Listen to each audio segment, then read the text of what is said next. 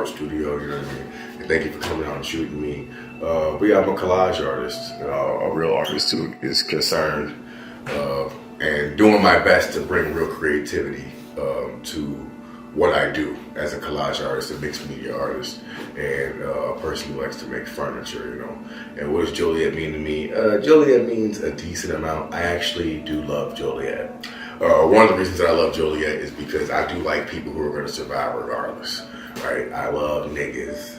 You can edit that out. You're no, that's not bad. Illegal immigrants fixing tires for $20. Like, right. I love furniture stores that have no label, that you go in there and, you know what I mean, you can haggle, right? Like, I do like that. I say unfortunately because it is extremely dangerous in Joliet. Mm-hmm. Plenty of times I've been driving and I get an alert on my phone and tell there was just a shooting. Right. They'll be like right there. However, a lot of the times when I look into it, you know, rival gang members, pretty much people who were about that life. I haven't seen like a straight bullet hit or drive by Joliet. It's mostly the same type of violence you usually see in the inner cities or cities where it's like rival, you know what I mean, young men battling for territories, you know, stuff like that, or a couple of domestic disputes. But you know, so it hasn't gotten so bad to where I want to like, oh God, I have to leave Joliet. Oh my God. But it is like, you know, I'm at the gas station like, hey, I'm just, listen, I'm not involved, right. So you pump and let me go. Like, yeah, so yeah. I would say yes and no. From what I've seen, there's plenty of pockets throughout the year, 200 times a year, where there are events. Because I get invited to a lot of the craft shows, right? And those happen at the mall all the time, so you can go there and you can see, you know, a local painter selling his or her stuff. They have a lot of the where you walk, like the farmers market type deals. They have a lot of those, right? But to me, those aren't like fully highlighting talent per se, and it's nothing comparable to Chicago, right? Where there's always, you know, artists cohorts, and they live together, and they paint together, they do shows. So that's why I say yes and no. It's like anything else. If you really want to do something, where there's a will, there's a way. You're gonna find a way.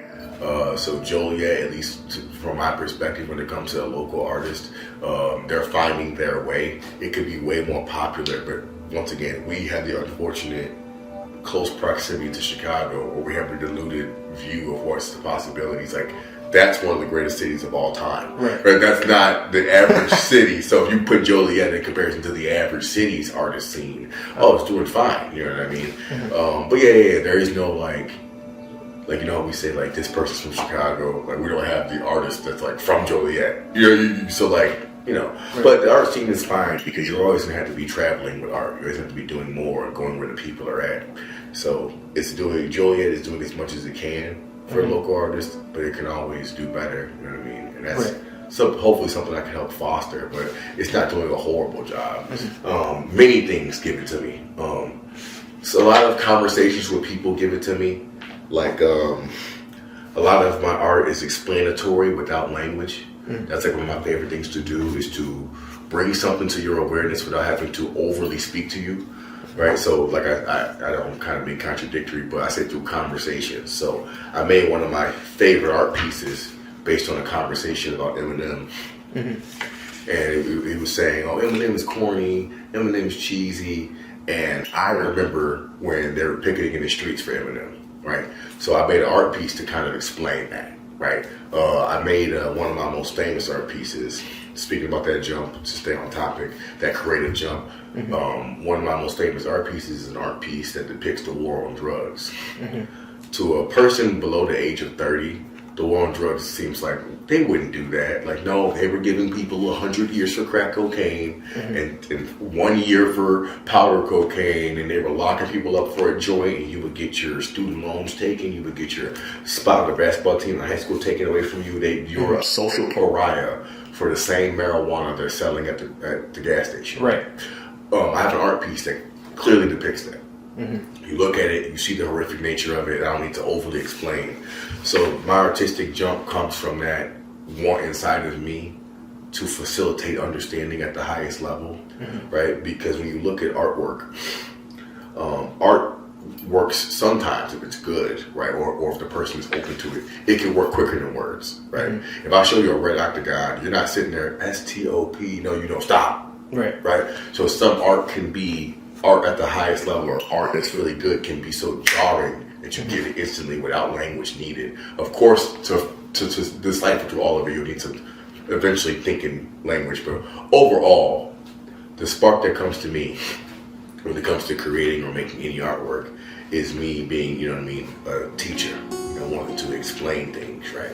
These tables right here, when you do film them or whatever, it's about the like in-depth beauty and multi-dimensionality of women, right? I'm not going to just say that most women are multi-dimensional. No, you're going to look at this and you're going to see old lady, young lady, black lady, tall lady, fat lady, long hair, short hair, makeup, no makeup, afro, no afro, natural curl, C4 hair, so silk press hair. You're going to see all of it, so I don't need to explain. You look at this and you say, there's a lot of different types and variations. Because one thing that made me want to make the feminist work that I make is just how every woman has to operate as like a low-level Picasso. Right? You have to find out your face shape. You don't know your face shape. No. I know you don't. Right? But every woman knows their face shape. And if you talk to them long enough, right, they know what cut of their nails looks good on their hand. Right? Things that men don't ever, not ever, but most men never really consider. Right. They're all like a low-level artist, and I just love that sometimes. Like, you look way better in that than this. You're like, and how long did it take you to figure that out? I don't know what I look good in. Right. You know what I mean? Yeah, but anyway, so yeah, what sparks me to be an artist is that want to explain. What gets me jumping is through conversations with people like, oh, that's a question mark. Let me see if I can figure this out. You know what I mean? Let me see if I can make something to where it now becomes self-explanatory. This is a 50 cent liquor cabinet. And one thing I've been tasked with is to, bring people to the moment.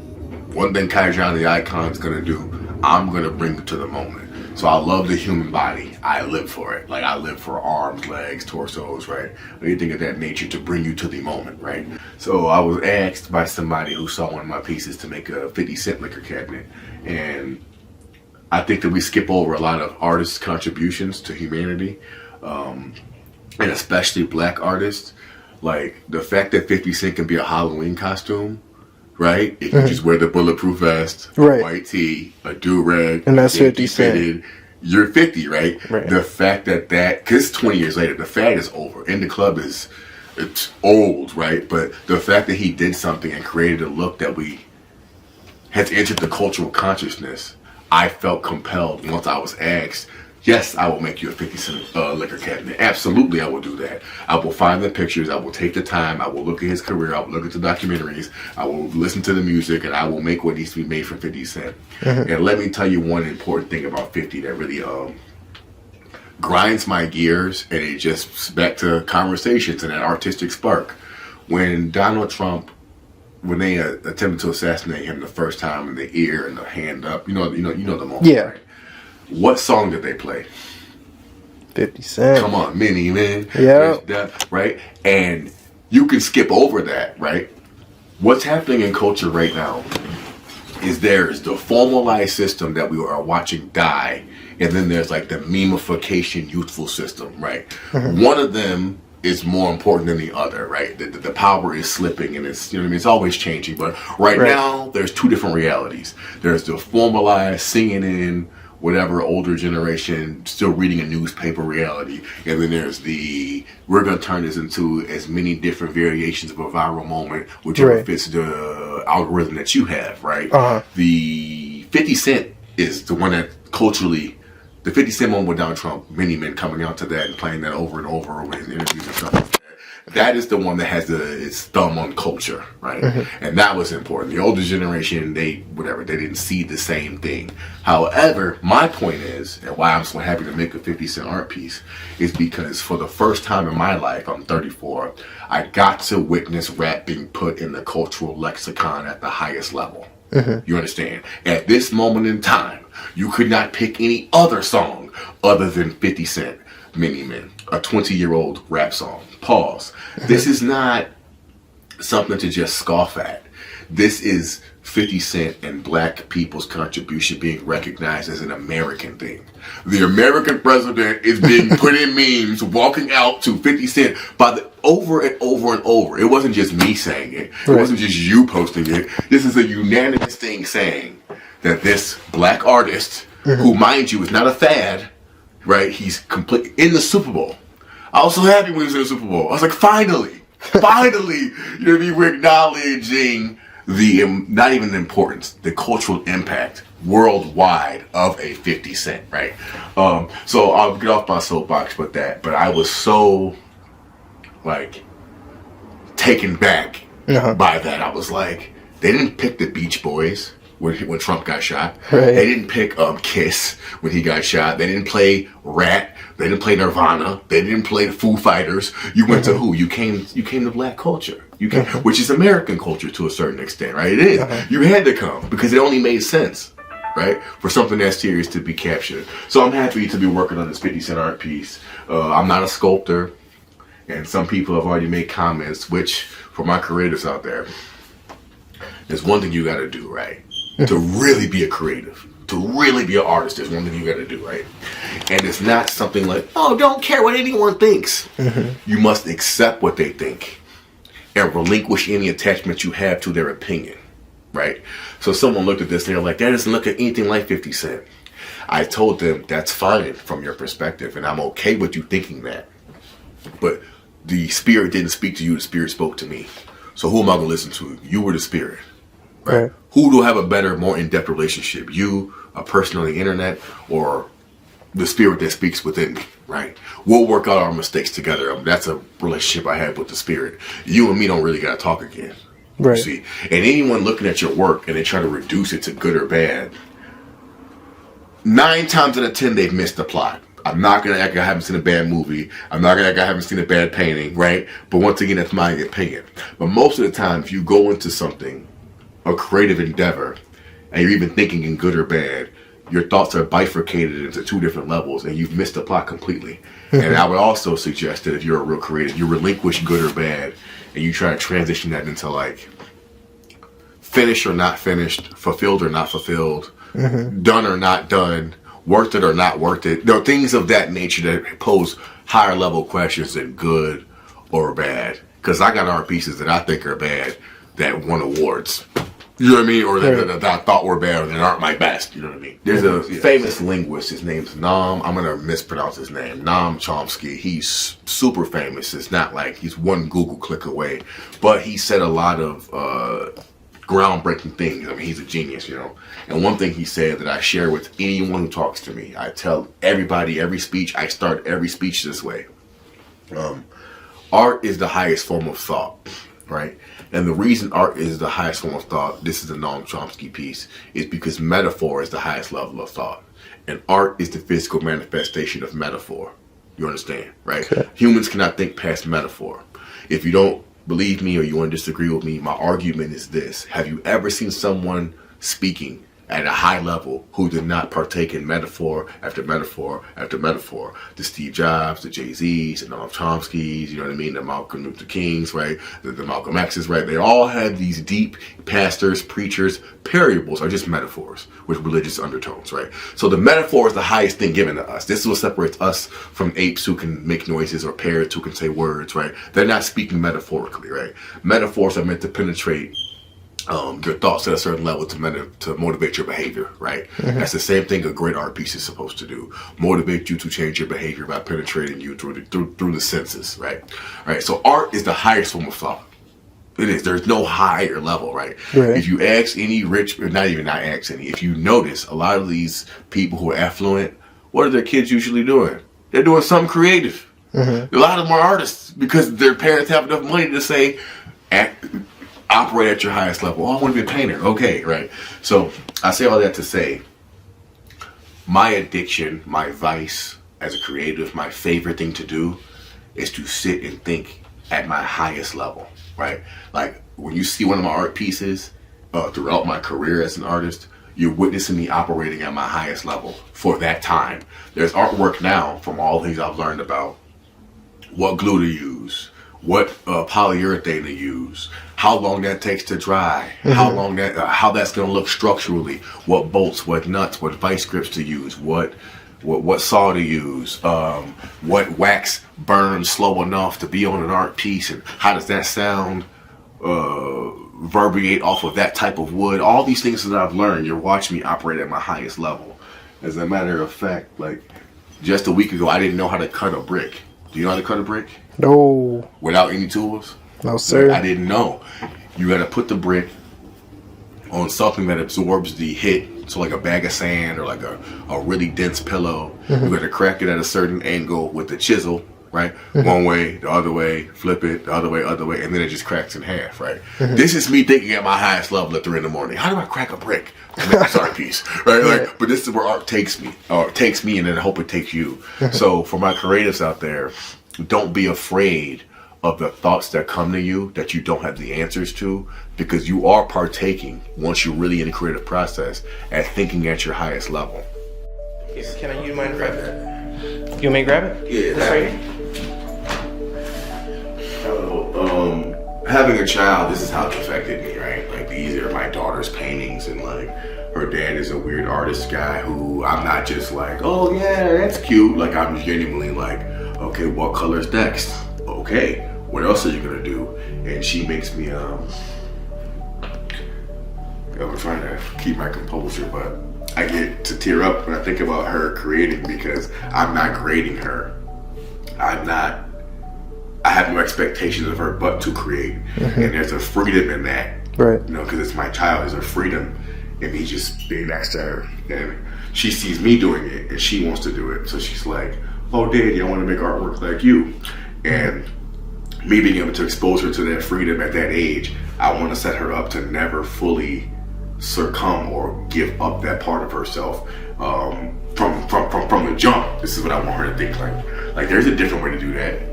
I can do that. I can create that. There's something in me that no one else has that I'm able to show. Right? I'm teaching her that through this. This didn't exist before she did it. You know what I mean? And I slowly watch her childish artwork become more sophisticated as the months go by. And I'm fostering that. I'm not pushing it down. I'm encouraging it. And when she doesn't want to do it no more, I am already prepared to say, you don't got to. Because the last thing I want to do is to try to squeeze her like she's a tube of toothpaste to get the creativity out of her. It can lay dormant or it can go away. Like, I'm gonna love you anyway. Right. But for now, as a creative, the way it's affected me is just watching how it's so needed, right? We gotta turn the tablet off. We gotta turn the TV off. You and Dad gotta, you know, sit down and we're gonna paint. And we're gonna talk, and you're gonna use your hands and tell me how it makes you feel, you know what I mean? So that's how it's affected me as an artist. I've become a big softy, as you can see.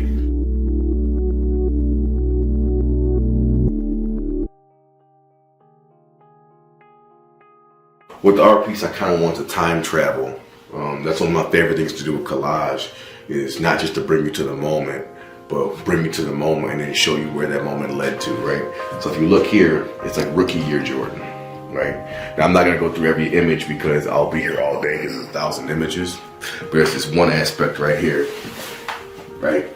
Where you see young Jordan transitioning kind of into, like, you know, middle career Mike. You can see these heads, right?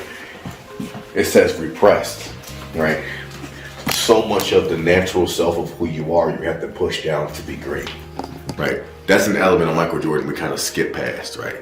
I had this in-depth discussions. You know, I'm black. I'm a man. At some point, I've argued Kobe or Jordan or LeBron. At some point, right? And one element of Jordan's character that I have no opinion on, but I like to bring up, is that he's a psychopath. He's not a normal person, right? And one element of success we don't talk about enough is how much psychopathy is needed to get to that level. Right? You don't become Michael Jordan because you shake hands and kiss babies. Right? You become Michael Jordan because you're overly hyper-focused on becoming the greatest thing you can be. Right? Becoming a symbol of greatness to the point. You just see a picture of Michael Jordan, the first thing you think is excellence, execution, which brings us to the back. Right? Now, here's what a lot of people don't want to accept about greatness. No matter what, there's a peak. Right? As a matter of fact, for me, what matters most is not your peak, but like what you do after the peak, right? I love artists, athletes, anyone. I love them after their peak, because many people after their peak are just as good.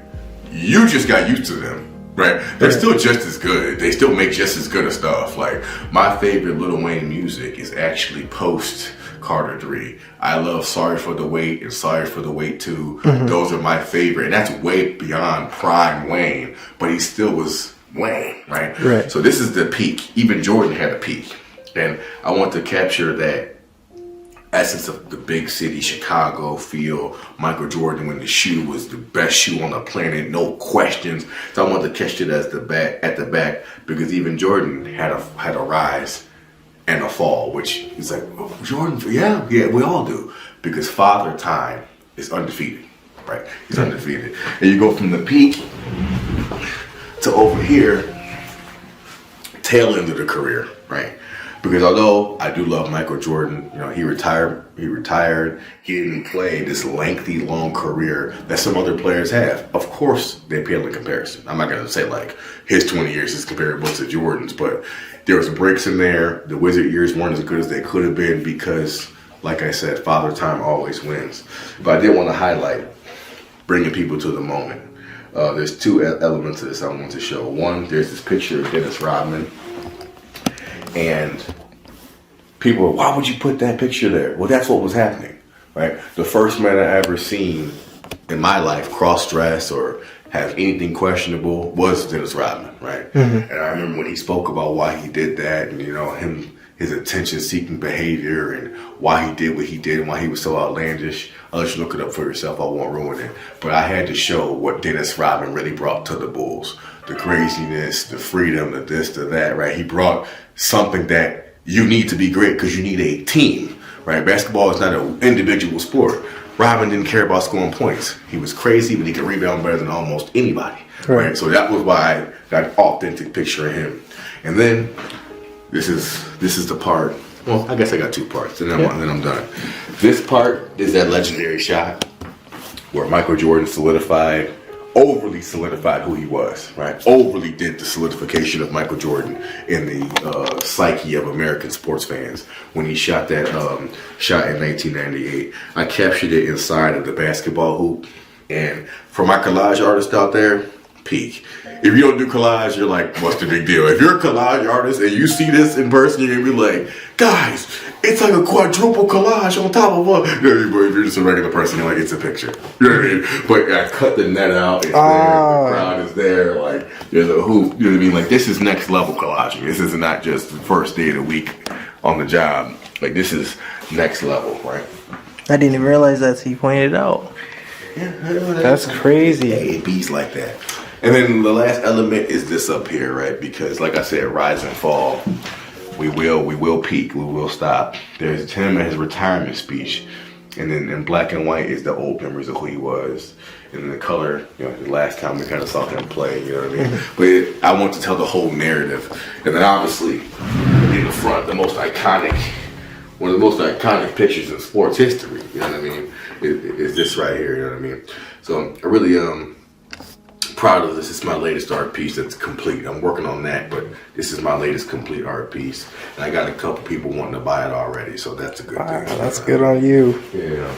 So this is a Malcolm X chair. And one of the reasons I like to make chairs is because I think we all sit at a different perspective, right? I sit in my perspective, you sit in your perspective, and hopefully we can come to the table together. Right, that's just something that I always think about. So I always make chairs because you never understand someone's perspective till you sit in it. You get what I'm saying? So I love Malcolm X as a kid. He's one of the few positive black examples I was allowed to be given in school. Right, he was given to us, so by any means necessary. So I always identified with that. And the more and more I looked into Malcolm X and read autobiographies and things of that nature, I was really appreciative of his honesty, and his story is similar to Jesus in the fact that the truth he was speaking got him, taken out, right? So it's like a weary tale of how powerful the truth could be in your life, right?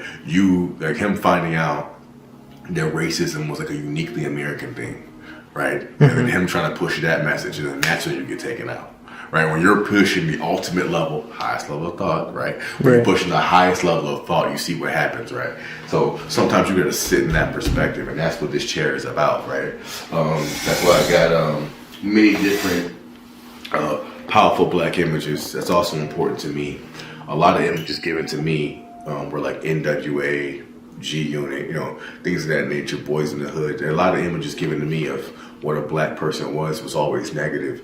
So a lot of my artwork, what I try to accomplish, what I try to do is to present a realistic human view of what a black person or black people experience, or who black people are, right? Right. I've got this thing I would tell people about racism where it's like, if you brought a tape recorder or just a voice recorder to me at my Christmas party with my family, like, it sounds probably just like yours, the white person or Mexican person. It's the same conversations. What are you up to? What are you doing? Da, da, da. Right. When I go to see my family, it's not like where you're shooting dice and da, da, da, or whatever, right. you know, on a movie, right? So I take that same thought and I try to put it in my artwork. That's why I got Malcolm X with his family. I got black fatherhood, things of that nature. And then same thing on the other side, but I want to show the front, right? I found myself liking to not rip off, not take per se, but utilize things that are recognizable to draw you in, right? So I really do like the craftsmanship of the Louis Vuitton bags. I like the price point of Louis Vuitton. I like how they price their things the way they want to price them. I appreciate the craftsmanship, and I appreciate the respect of the brand in both ways. You don't see much fake Chanel, right? Mm-hmm. Obviously, I know it exists, but I'm saying like people wearing Chanel shirts and wearing da da da. Right? We know most of the Louis you see is off-brand. I love that. I love that most of the Louis you see is not authentic Louis Vuitton. I love that because it shows like the power of identifying with luxury or a brand, right? But then I also love, if you go on the Louis Vuitton website, like the prices are still the same. They haven't taken the bait. Like, well, if we can sell t-shirts, let's sell t-shirts. Like, you know what I mean? Like, because some people, they'll take the bait. They'll just start selling merch. Oh, you guys like that? That's what we do now. They'll just flip their whole brand. Like Louis is like, we know we're getting ripped off left and right. Them Louis Vuitton shirts are not made by Louis Vuitton 90% of the time, right? Mm-hmm. But they're not making shirts. They're still making high quality bags. So I want to put that on this chair to draw people in, and also to have the person who purchased it, you know, feel like they have like a luxury piece of furniture. Like, that's just something that I wanted to do. Right. I mean, so yeah, this is one of my latest pieces, and I'm really proud of it. And everything is for sale. Well, yes, I at least want to have the art show in the next year or half, in 2 years. I really want to do a Unity in the Community art show, and I really want to provide an economic opportunity for a young creative person, or a creative person, period. I really don't care about age, but I would hope it will be somebody who has a lot more time on this planet to create. And I want it to be a financial benefit for somebody who is like a man or a woman of the people. Like, right, that's what I want to focus on, right? Me, I'm not past my prime or nothing like that, you know, but when it comes to caring about creatives and being in a creative space, I want to use my wisdom, maturity, and intellect to influence the next people, right? Get them started earlier, because had I started earlier, I might be in a different artistic space. I didn't know qyjon the icon was inside of me. I was thinking about something else.